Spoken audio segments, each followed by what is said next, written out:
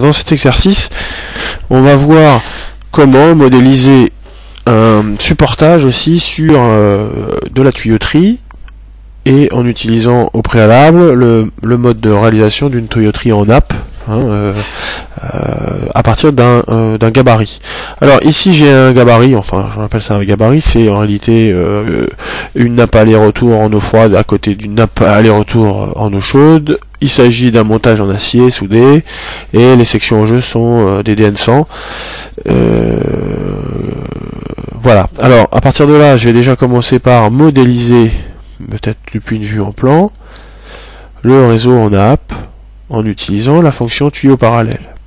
Je vais donner un guide et les éléments qui accompagnent le guide. Je valide et maintenant je poursuis le parcours. Donc je vais suivre le parcours de mon réseau hydraulique et vous voyez qu'ici j'ai réalisé une nappe de tuyauterie, aller-retour eau chaude eau froide. Je vais revenir maintenant dans une vue isométrique.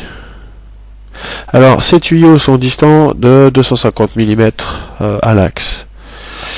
Je vais maintenant utiliser le module de supportage pour réaliser un supportage cadre pour ces 4 éléments sur tout le parcours. Alors encore une fois, je vais utiliser le style de supportage standard. Le décalage du bord gauche en utilisant le guide de tout à l'heure sera de 50 mm.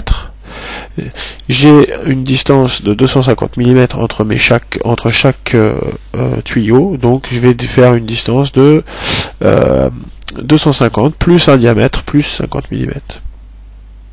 Ce qui fait 850 environ. Ok. Voilà. Je vais placer maintenant mon premier support. Lui donner la direction de supportage. Et ici, j'ai maintenant réalisé un supportage pour mes 4 tuyaux en même temps. Voilà. Alors, dans un deuxième temps, il sera possible, bien sûr, pour tous ces supports, d'utiliser un étiquetage automatique qu'on verra dans un exercice suivant.